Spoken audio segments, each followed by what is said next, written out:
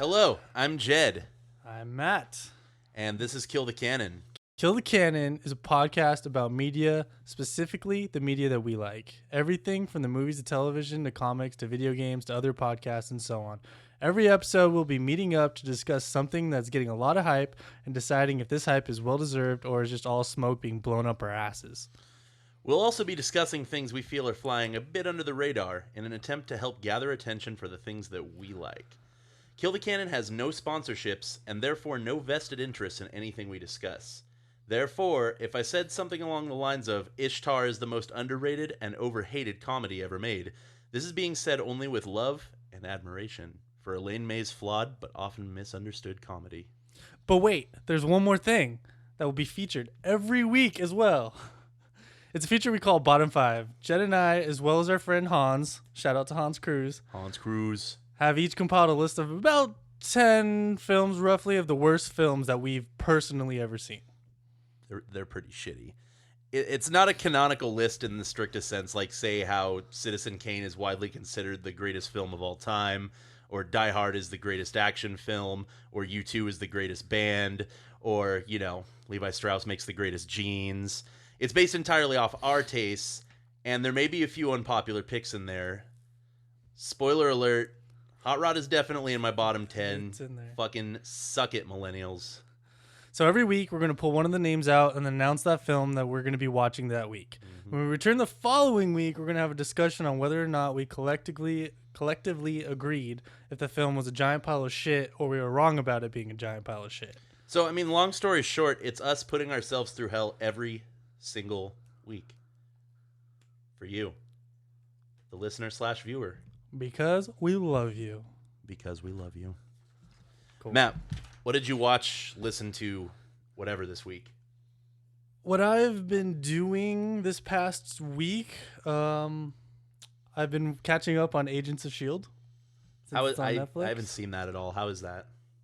The first season, I will say, I think I've mentioned this before to a couple people, but the first season up to the Winter Soldier episodes was pretty bad. Like, I'm not going to lie. Even for Marvel, it was pretty bad. But the 6 episodes after the Winter Soldier happened were, like, really pretty Marvel cinematic good. And then I've been waiting for the second season to come on Netflix because I didn't want to download it. So now it's finally on Netflix. I actually watched the first 10 episodes of that, and it's been a lot better. I don't know, spoilers, but it's all like super Inhuman stuff setting up that movie. So it's pretty cool. And then I watched the 8 episodes of Agent Carter in between, and that was actually really good. I think you watched an episode or two of that. I watched, I think it was the first episode and a half. I was sitting in a parking lot in Utah, and we just kind of had a lot of free time.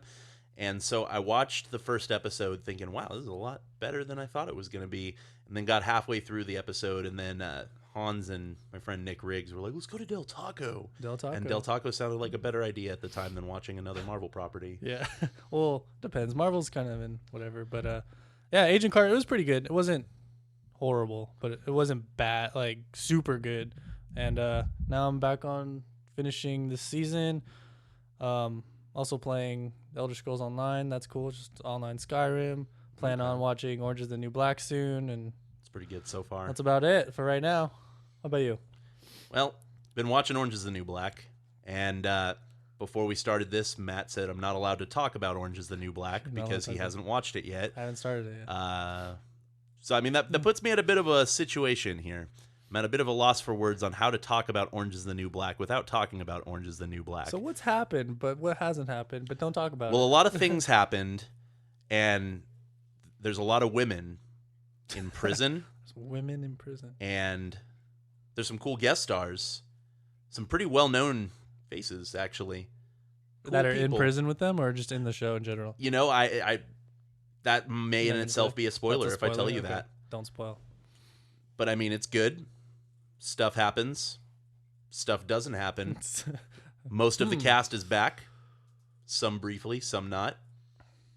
And it's enjoyable. All in all, I enjoy Orange is the New Black. I hope V isn't back because I hope she died. But maybe that's a spoiler in itself, so I'm not going to say anything. She's Dead, not dead. She, She's Matthew. where she needs to be. Matthew, do you really want me to No, tell you? all right. You're not playing anything, right? Since you're done I'm not really school playing now? anything right now. I've just, aside from Orange is the New Black, I've watched a few movies this week. I went about a week ago and I saw Me and Earl and the Dying Girl, Right. which right. was I wanna fantastic. see that. It looks great. It's really good. I mean, if you're into really bad puns and pretty serious but smart teen movies, I'm then into bad puns. Senior Citizen Kane, that's a good one. Senior Citizen Kane. 2:48 good. p.m. Cowboy. I don't Those get are all that. pretty good ones. 2:48 p.m. My favorite one though is probably Pooping Tom. Pooping Tom's fun. Instead of a peeping Tom. Yeah, instead of Peeping Tom. That's pretty funny. It's Pooping Tom. It's a good one. But Me and Earl and the Dying Girl was really good, and I just saw another good one last night, actually. Something, I don't know, a lot of people seem to be getting the wrong impression from the trailer of this one, from what I've been seeing on the internet, but I saw a movie last night called Dope, and you've seen the trailer for that one, right, Matt? I think I have. Okay. Maybe not. Well, just off the top of your head, what would you think Dope is about, just by the title? Like a cool trailer? skater movie. It's dope. Yeah, no, it's not what it is at I all. didn't think so. So it's about a kid who lives in Inglewood, and he's in a punk band with his two friends, and they're into really geeky things. In fact, at the beginning of the movie, it even says, we're into white shit. Because it's a couple of black kids and their friend who's kind of racially ambiguous, which is a running joke throughout the movie, and the stuff that they're into manga comics. Manga's tight. Yeah, they are into Donald Glover, also fun. Spider-Man. They didn't mention Spider-Man, but they did mention Trash Talk and TV on the radio. It was pretty fucking weird to actually hear the name Trash Talk in a relatively major, debatable Hollywood film. I mean, and not only mentioned, but listed on the screen. It's like, this is the white shit that we're into, and it's Trash Talk. They're pretty underground in the scene to actually. Do you have to to find them in a hardcore scene? You have to do a little bit of looking at least. A little bit, yeah. I mean, Odd Future connections aside, because they're signed to the Odd Future label. Right. They're not exactly a mainstream band. Yeah, you're not just gonna hear them every day on a Warped Tour compilation or something. Well, yeah, so I mean that was pretty cool. That was a nice little touch that they threw in there. I mean, I like Dope. That was a good movie. Yeah, it was good. I mean, and I feel like a lot of people should see it. It's got a pretty positive message for people out there, and it's pretty well made. It's well shot.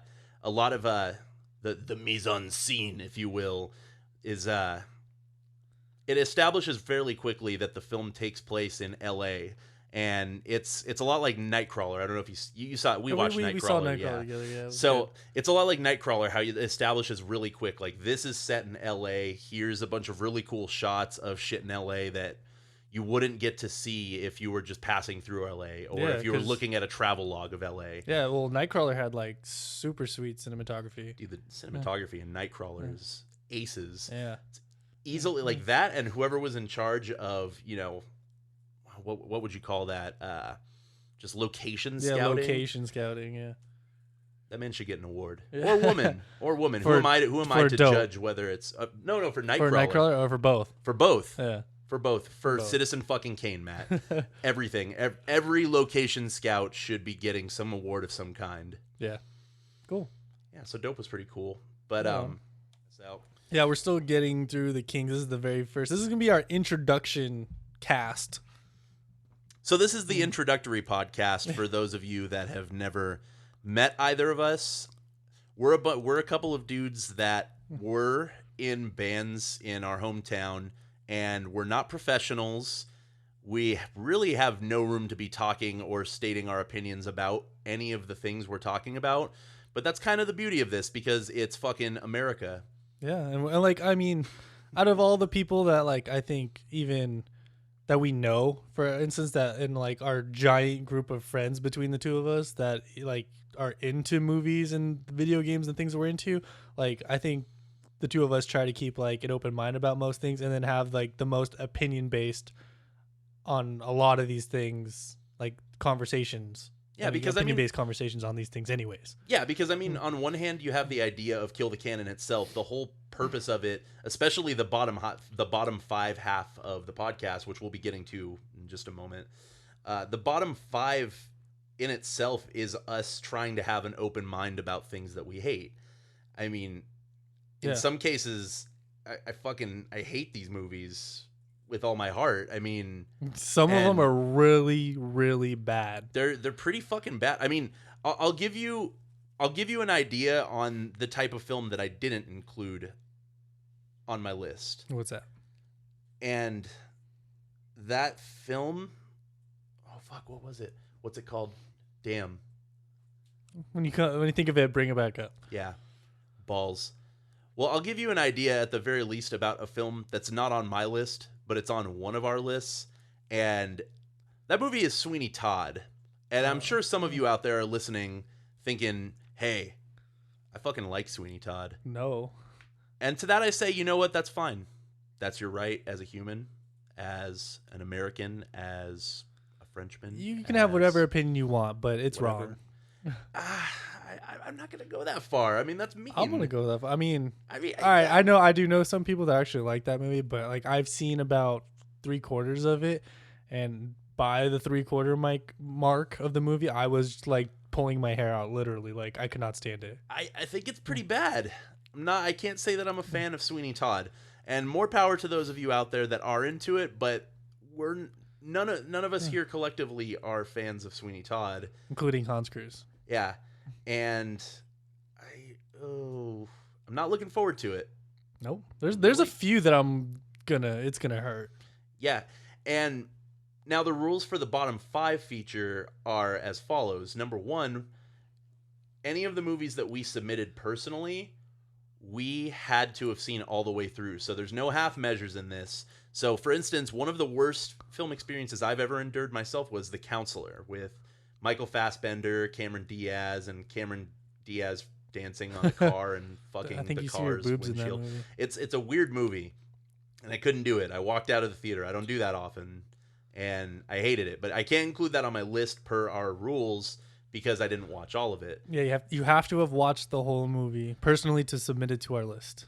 So, The Counselor is out, but then say Sweeney Todd is in. And I want to give other examples, and I'm so excited about this, but I mean, we don't want to give too much away of these movies. Yeah, I hope you all appreciate this.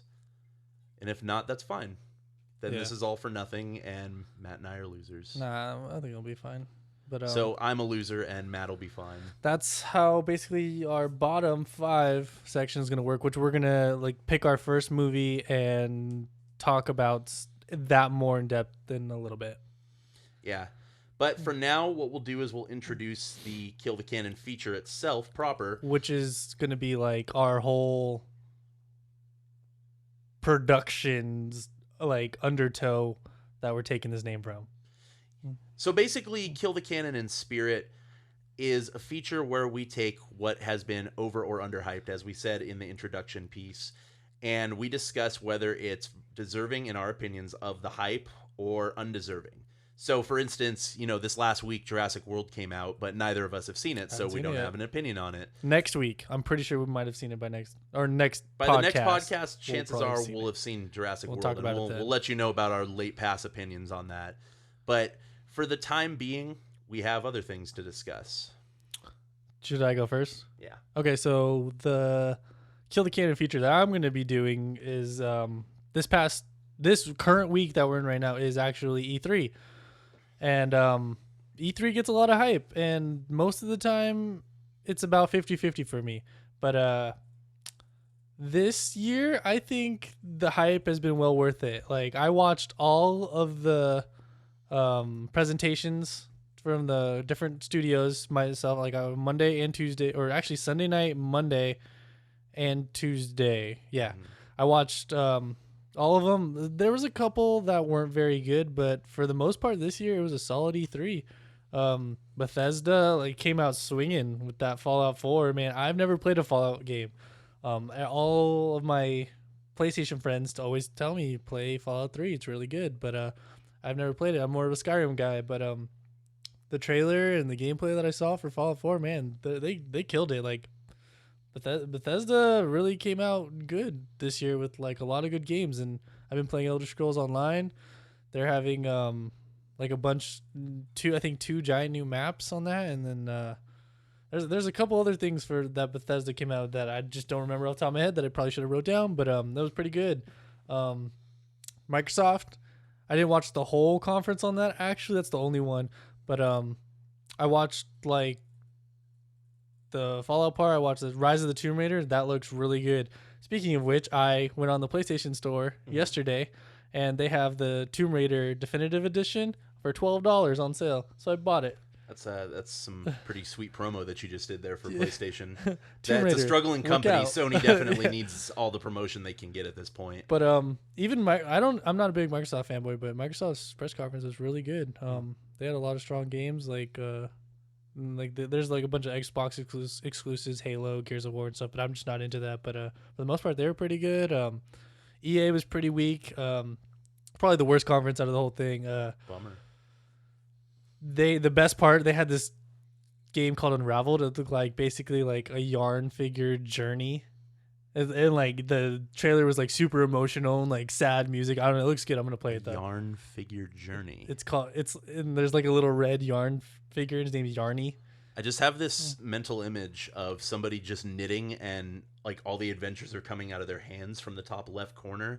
So you're just seeing the string. That's kind of what it is. It's like you see the string that he's attached to through the whole game. Is the game for Wii and you're just like Yeah, knitting the whole time? I think it's for the other two. But I don't know. It looks pretty good. And then because I mean, if that's not how the game is, then we should make a game like that. We should pitch yarn. that. We should pitch that game. The game. Just like we knitting. We knitting. Third party through Kill the Cannon Productions. Oh my God! Kill the Cannon presents we knitting. stab you in the eye with a fucking what are those things called? A crochet, knit needle, something like that. I don't know. I'd have to ask my mom. She does that. Stabby thing. I don't fucking know. Then EA also had Battlefront. Battlefront looks tight. I don't know if you've seen it. Oh, I heard about it. Didn't actually see it. I'm not a big first-person shooter game or a multiplayer game, but I heard you're definitely not a first-person shooter game. Or I'm a person like I don't play those games, but I heard they might. I don't know if this is confirmed or not. It probably is, but there's single-player missions, and if there is, I'm pretty down because the gameplay I saw looked pretty awesome. Like. I think the gameplay level they showed was the Hoth level, and like you're just like literally like you have a jetpack, you can do like double jumps and fighting stormtroopers, and like you're like in the middle walking under the AT-ATs, and then like all out of nowhere, like towards the end of the gameplay, they just had like something get blown up and some guy just hovers in the air and gets thrown away, and you see Darth Vader just chilling there, and out of nowhere like Luke runs up and you could do it like a lightsaber battle. So it's like. I'm pretty stoked on that. It looks pretty tight. Then you knock his ass down, pull his helmet off, and it's fucking George Lucas. George Lucas is a goddamn fucking George Vader. Lucas is Darth Vader. That's the twist. For any of you that haven't seen Empire Strikes Back, that's the George twist at the Lucas end of it in is 1980. It's, definitive scene in cinema. It's But, breathtaking stuff. Yeah, and then Sony, there's a bunch of good games for Sony. There's one called Horizon. There's one called Final Fantasy VII Remake. That's a new game. I've never heard of it. Never heard of one of this the most Final Fantasy popular VII. RPGs ever made, but I'm pretty stoked on that. That's bullshit. Never heard of it. There's a bunch, but for the most part, yeah. So Sony pretty much killed it. They took this conference this year, or took E3 this year with their conference. Very well deserved. It was pretty organized, put together. It was they deserve the hype, man. Especially Sony. Like, I feel since this new console war, since the PS4 and Xbox One, Sony's been leading the way, doing their thing, like making all the right decisions. Unlike the last gen where they were trying to play catch up the whole time, the Xbox 360. But for the Killer Cannon, like E3, Sony, not overrated at all. They came through. They delivered a bunch of games. They didn't have any games really coming out this year, and they came through. All they did was debut games, not really like any like. They didn't say, "Oh, we have new features coming." I mean, I think they did like one thing with the View, which is like some cable service, but for the most part, yeah, like they deserve the hype, and it was pretty good. Well, I only really kept up with a few of the things that were going on with E3. Like as I mentioned earlier, I was watching Dope yesterday, so I spent all of my time in the greater LA area. However, I did manage to catch a few trailers, so I'll go blow by blow with those on my feelings on No, those. right on. Now, the first one I want to bring up, first and foremost, is Kingdom Hearts 3. Kingdom Hearts Now, 3. I love the Kingdom Hearts games. Fan favorites. I love Squaresoft and Final Fantasy, and I love Disney. It's actually Square Enix now. I don't give a fuck, Matthew. And when you combine two of those things, you get one of my favorite gaming franchises ever. And personally, I like the second Kingdom Hearts a little more than the first, but Very good. You know, apples and oranges. Yeah. And when I watched the Kingdom Hearts 3 trailer about 10 minutes ago, Yeah, it was about 10, 15 minutes ago. I enjoyed it. It's pretty good. I mean, it kind of weirds me out a little bit that the footage I saw, I mean, I get that it's a work in development, Yeah. but it looks exactly like the PlayStation 2 games. No, it looked pretty damn close, which was good and bad. Yeah, I mean, if you're going to put it out on a next-gen console, that seems like kind of a cop-out, don't you think? Especially since people that are kind of vested in their PS4s and their Xbox Ones are, you know, they want the graphical experience to match it. But then And again, that was not even what the game's actually going to look like. Oh, sure, I get it, but I mean, I don't know. It looks cool nonetheless, and there's a rumor floating around that there's going to be more Final Fantasy characters, and there's going to be a lot of, you know, Marvel and Star Wars references thrown in, and I'm hoping that those aren't just internet fanboys jerking themselves off. I hope there's a over Star it. Wars level. That'd be so cool. That would be pretty cool. I mean, imagine just taking Sora on Hoth and then just like cutting open a tauntaun. And Then just he getting fights inside Darth of it. Vader? Yeah, Dude. and then it turns out that Darth Vader is really like a nobody. Keyblade lightsaber? Dude, that'd be so Dude. sweet. Oh my god, dude. I remember when they first fucked announced Kingdom Hearts 3, I think 2 years ago, when like I tweeted, I can't wait for Sora to meet Deadpool. And then like I think 2 days later I saw that picture where Deadpool and Sora were standing like together on Twitter. Yeah, I don't know if that's really gonna happen though. I mean, I don't cool. know. It'd be cool. It would be awesome, but that's also still a game marketed towards children. Yeah, Deadpool's And not going to be in Deadpool's- a Kingdom Hearts game. Deadpool's not exactly a character you can Well, throw into. yeah, they could use him. Yeah, it's Disney. but they'd be better off using Spider-Man or, you know, Spider-Pig. I don't actually even know if they Or could use him Spider-Ham. because Well, yeah, the whole Fox thing. I mean, since even the with Deadpool, even with Marvel owning Disney, it's like I think it's like the movie rights have something to do with it too. maybe, but I mean that kind of gets into a weird kind of moral gray area and an ethical gray area, I guess. Well, maybe because then some of the other like the Lego games, they have like Fantastic Four and X-Men. And I all think this stuff. video games are the way that the rights work for those are different than Yeah. movie rights. Remember when we mentioned before that we're not professionals? This is us kind of proving that, by They the were way. just talking about what we talk about. Yeah. And this is like a normal conversation. So, as far as Kingdom Hearts 3 goes, I'm going to say that I'm a little bit on the wall as far as whether it's hyped or not, and just say that it's cool. I'm a little in between. I think it looks cool, but it's just a little bit of gameplay footage that's not even finished. Yeah. The second trailer I want to talk about is the Final Fantasy VII Remake.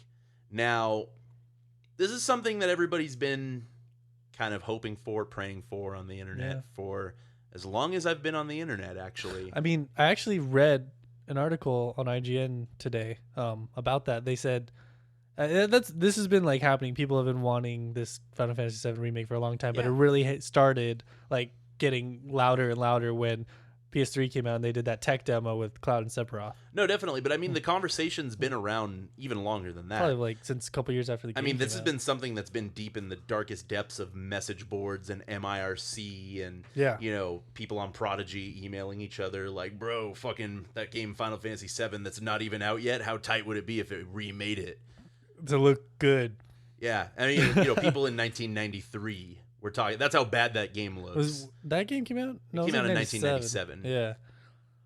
Well, it didn't hold up too well. Yeah, I mean, even just replaying it recently, there's a lot about it that's a little weird. I mean, everything from the translation, because we're filthy Americans, so we can't really play the Japanese version and understand it. True. The soundtrack is still pretty damn good. I mean, Nobuo Uematsu really did a bang-up job with that soundtrack, just as he did with every single other Final Fantasy soundtrack he did. But the graphics, holy shit. It doesn't. I mean, these 8-bit Mega Man games from like the early '90s hold up a lot better than these polygonal 64-bit Well, I mean, games yeah, do. because that was their idea of, hey, this is the future. We've got to make everything look like boxes for some fucking reason. Because Did I mean, not work. they're not too far off though if you think about it. Okay, so yesterday I went into a store called the Container Store. Oh, I've heard of that. Yeah, it's pretty fucking awesome. I mean, Yeah? the whole idea of the store is that everything is a box. a I mean, box. it's something you could put into it, and It's a container. Whoa. it's yeah. I mean, it's a box with boxes in it that you can put further boxes in. I mean, it's just I need a it's carrying big- case for my containers. It's a big giant metaphor for life if you think about it, Matt. I mean, because look at it like this. I mean, you departmentalize every single part of your life. I mean, you think of your friends. You've got the friends that you can go appreciate superhero movie shit with. You have the friends that you can talk about fucking hardcore bands with.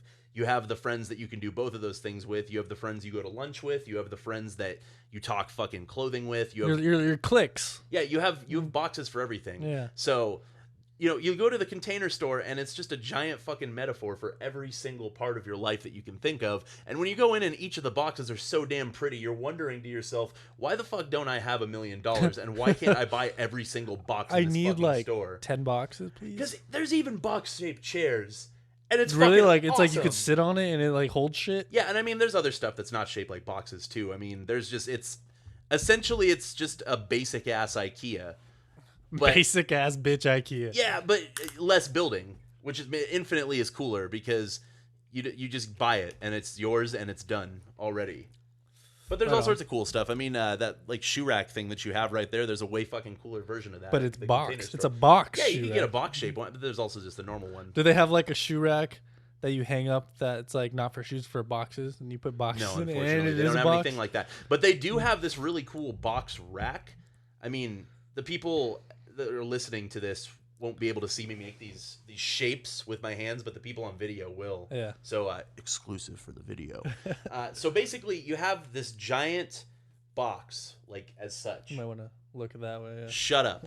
And inside this box, there's a bunch of other boxes, Matt. Yeah. And it's intended for you because the front of it is transparent, so you can see through it. And you pull out each box because each of them displays either shoes or shirts, depending on which box okay. you have. So it's almost like you're looking at a display at a store, except it's in your own fucking room. Tight. So, like, let's just say you're like, I want to wear my fucking Sunday shirt because you're a douchebag that has a Sunday shirt. You just mark it Sunday, and there's your box with your Sunday shirt. You'll never misplace your Sunday shirt again. So it's like just makes organization super convenient and easy. It sounds like for everything. It's pretty fucking awesome, man. I like the Container Store a lot. Where's this at? The Container Store is in Santa Monica. It's actually Santa Monica. right around the corner from the AMC Century City 15 where I saw Dope at.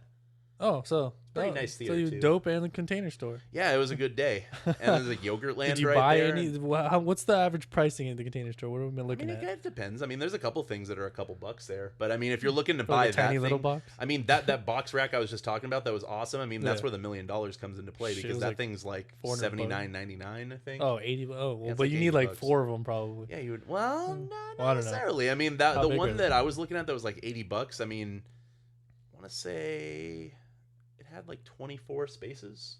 That's pretty good. Yeah, they have smaller ones too. That's It pretty was- good. It was rad though. I like it. I Yeah. like the Container Store. So, long story short, the Final Fantasy VII remake is just a Yes. giant metaphor for how things are boxed. No, the we Final go Fantasy off on tangents. the Sometimes. Final Fantasy VII remake, it looks cool, but something's missing for me. Like, I think the biggest thing about that remake that really bothers me the most is the interviews that they've been giving ever since to just verify, like, yes, it's going to be a remake. And you're like, well, yeah, duh. Well, It's duh. officially called Final Fantasy VII Remake for the time being. Yeah. And it's like, well, they're going to remake the battle system. You're like, I mean, as long as it's still turn based with the what is it? The not Magica, is it? It's that's the materia. materia. And I mean, and the summons are still the same as and like turn But by see, turn. It's I, not like, ATB gauge or anything. That's the same thing. in a sense, but I mean, they're talking. They're not really letting out too many details right now. No. But I'm sure it's still at when they least say that 2 they're years when they away. say that they're changing things, it leads me to some pretty dark places. To where I think, why even remake it if you're just gonna completely but then Well, I don't know, think they're because gonna then when I completely think about remake it that way, then I start to feel like I'm being too much of a fucking like protective geek about it.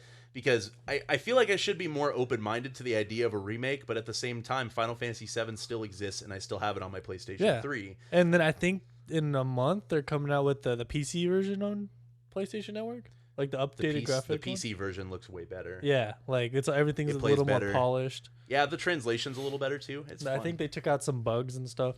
There's some pretty bad bugs in that game. Yeah, a lot but of really that's bad probably one of the translation. main reasons why they're redoing it, so you can get this crazy good experience out of it, and it'll be brand new graphics, brand new like character models, everything. The battle system hopefully will be still the same. Okay. The story's gonna be the same. No, see that I'm going to stop you right there.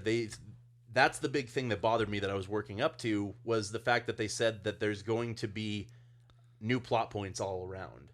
Well, what if they add like side quests or something? See, that do? might be what they're going for, but then there might also be the fact that, well, not okay. There might also be the possibility that, what if they give you the option to bring Eris back? I mean, because she dies what? End of disc 3 1. That's not even. It's about 3/4. No, almost. No, half? it's like 60% of the game right Yeah, there. okay. Well, This almost one's pretty 3/4, fucking yeah. massive.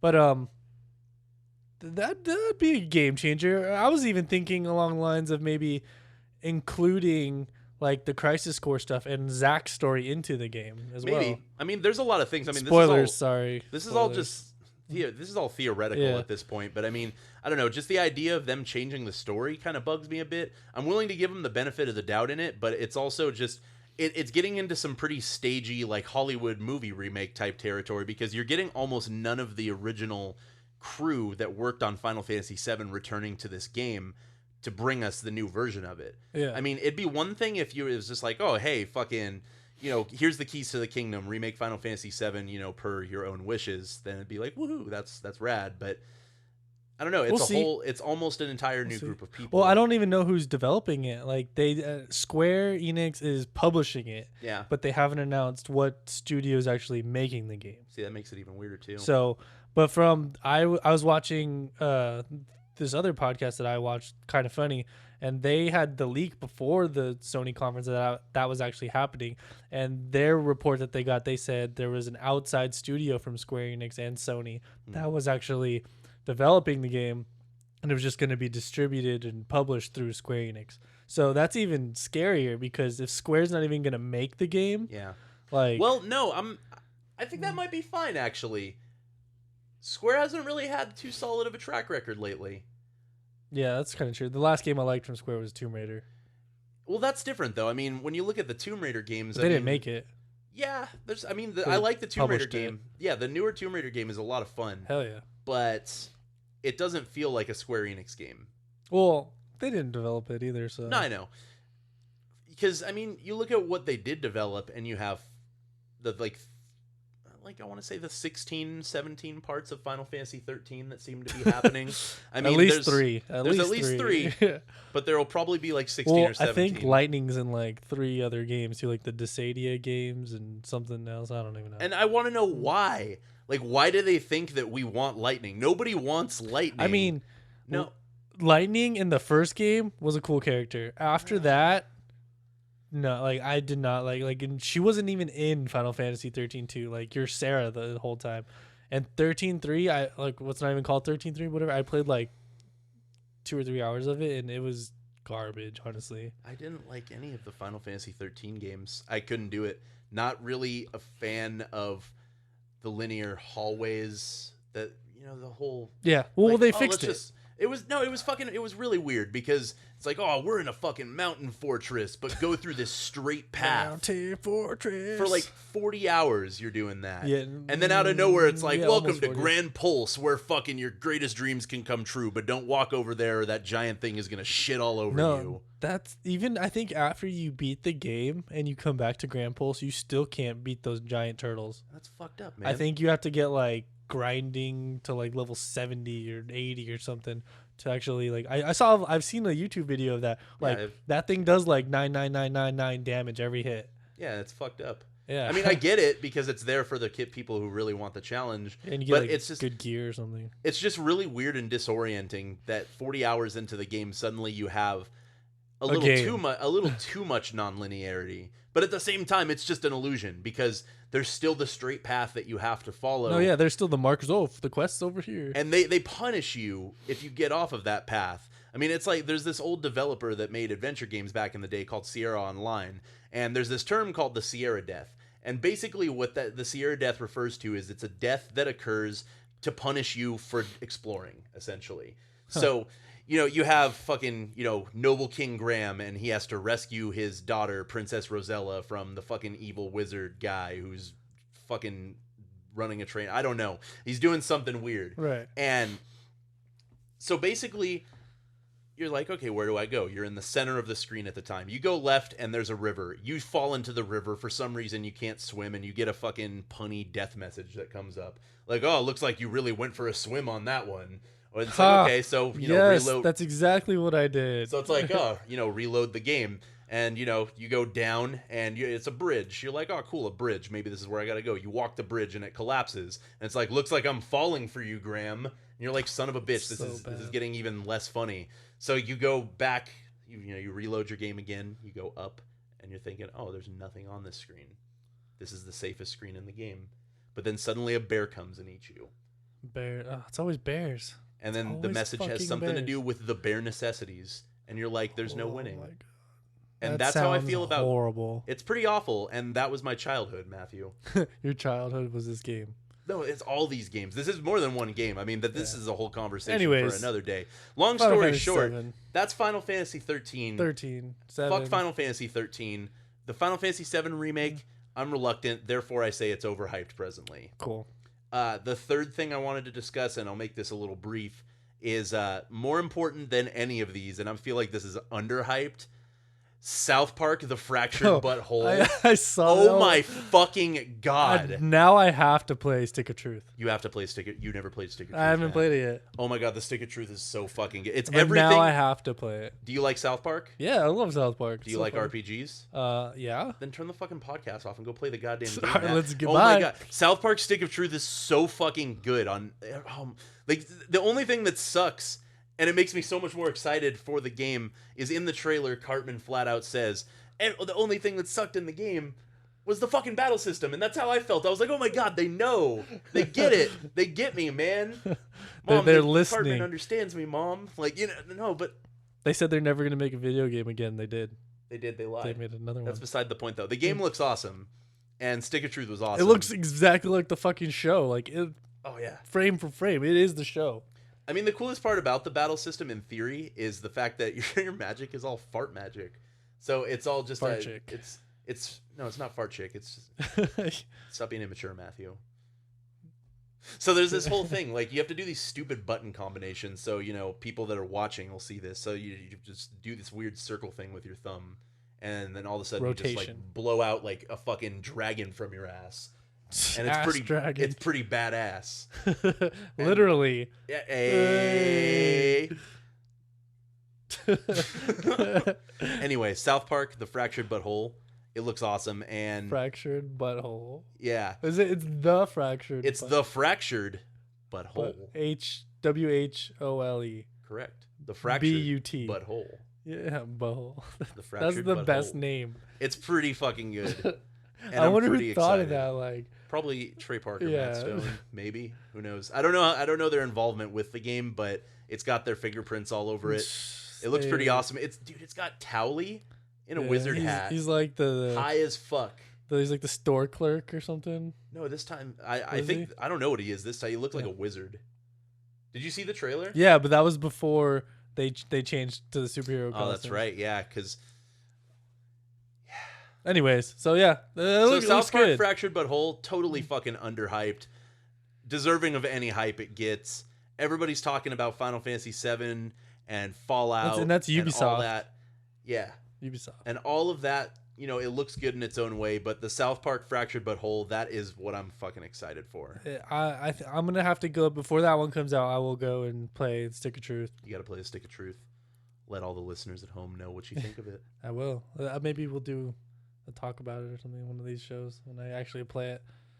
And so that was basically mine, the video game side of it. Yeah. The Killer Canon feature. Did you want to talk about the movie or something, or? I'll talk a little bit right now about Me and Earl and the Dying Girl. Me, Earl, and the Dying Girl. So, Me and Earl and the Dying Girl is based off of a book, a YA book, a young adult book for those of you that aren't hip YA. with the lingo, and it's about this kid and someone he refers to as his associate, his coworker named Earl, who's really his best friend, but he's got issues. And anyway, this kid, his mom tells him that he needs to be friends with a girl who's just been diagnosed with cancer.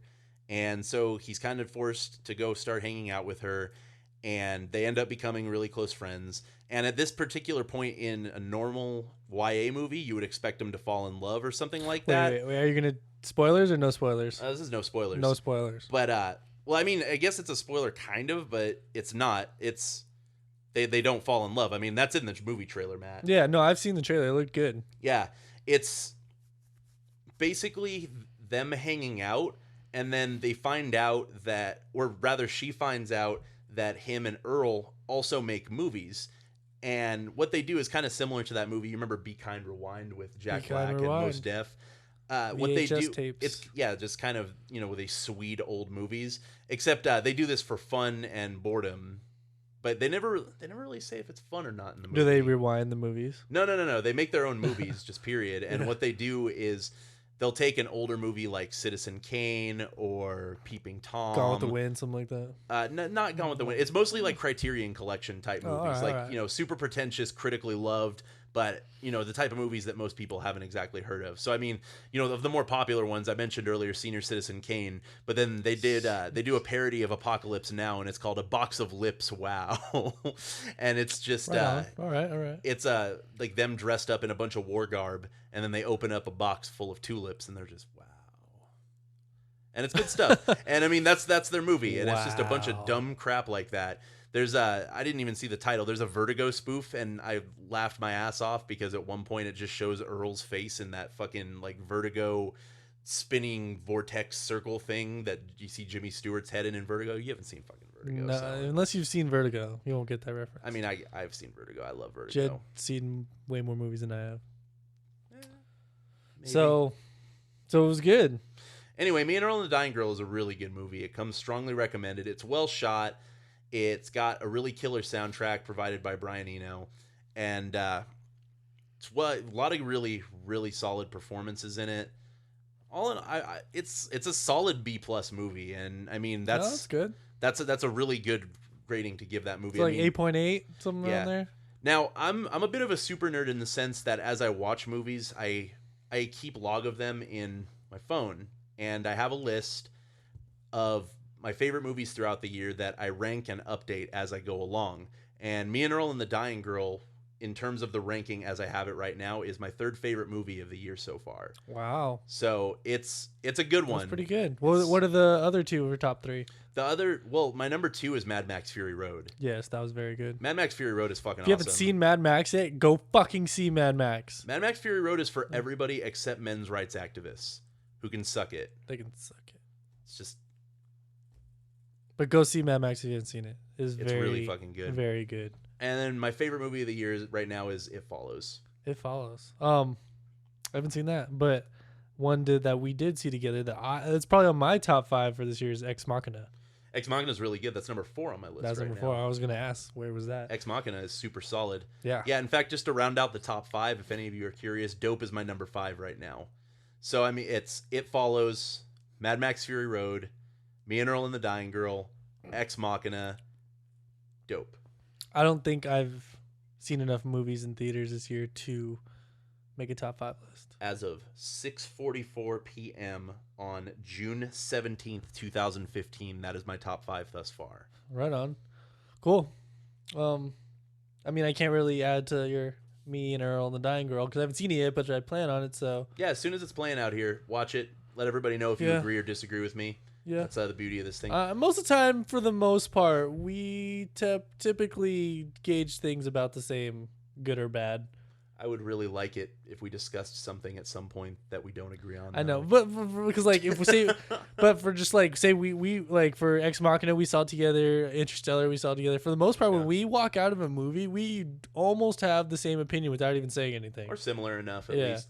It's weird because we have similar opinions without formulating the same ideas about it. Yeah. Like for instance, there were things you noticed about Interstellar that I didn't notice, and vice versa. Yeah. But we both equally disliked Interstellar. Yes, and like we for everyone listening and watching, Jed and I have had probably 4 conversations about Interstellar and what we think about it, somewhere around 3 or 4, and I don't know. We're not going to go into what we actually feel about the movie, but It's a conversation. we walked out of there almost feeling exactly the same, and the things that I noticed were completely different from the things that Jed noticed. Yeah, it was.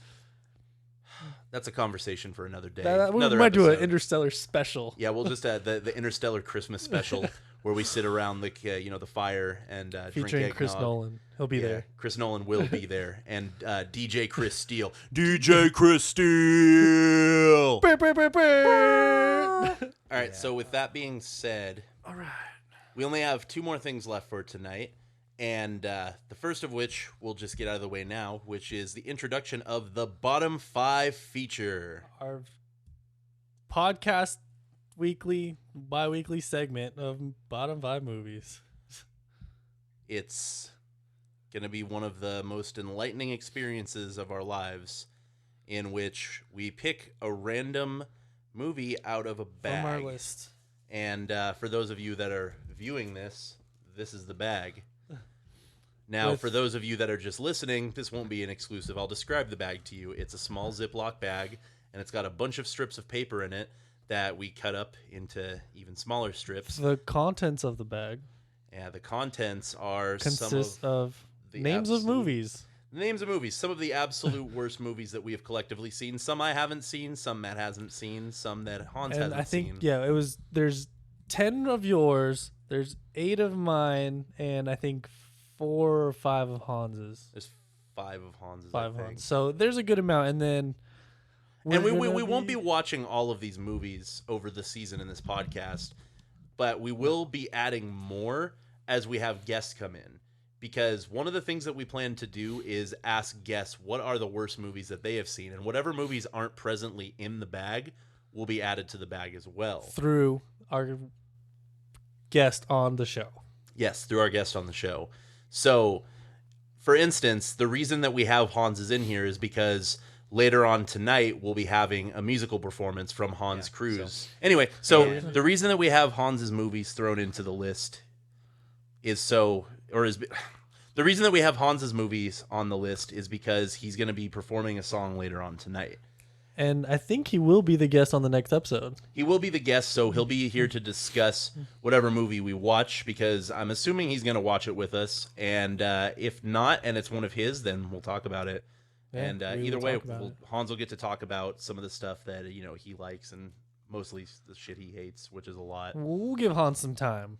Hans will get some time to vent his his frustrations. His many frustrations. Many frustrations. He's a frustrated So, person. without further ado, if you All want right, to it's time to pull the first give me movie. a drum roll or something. That's the ugliest drum roll. Fuck, I really hope it's not Hot Rod. I really hope it's not Hot Rod. All right, the first movie is... Oh, fuck me. God damn it. Is it Hot Rod? 2002's masterpiece, The Master of Disguise. Oh, God damn starring it. Dana Carvey. I don't know if anyone's seen that movie, but it's really bad. It's really bad. Fuck! Okay, first Oh. movie, Master of Disguise. So next week we will have Hans. Next We will week be we'll- discussing Master of Disguise Next, yeah. for our bottom 5 segment. Son of a bitch. Okay. So at the end of the show, yeah, we'll be. So The Master of Disguise, we'll have our opinions about it, and I hope you all appreciate it. And without further ado, here comes Hans Cruz with his song. I'll see you guys next time.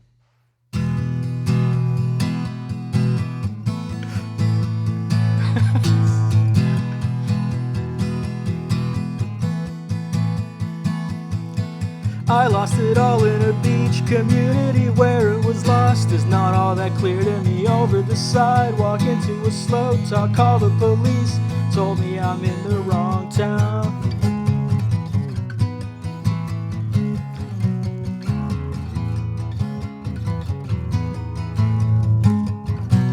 Wait for your cue, cause my scene it ain't over. I'll torch up your house when your kids are at home.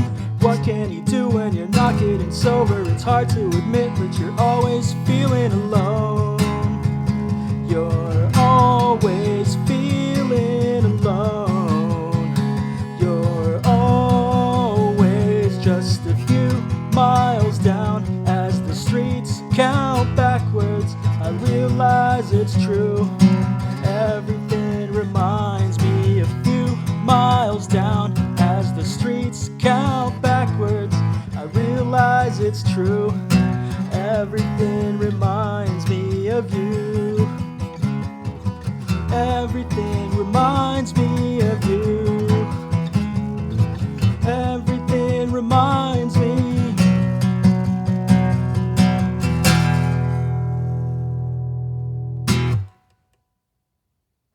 That's the whole song.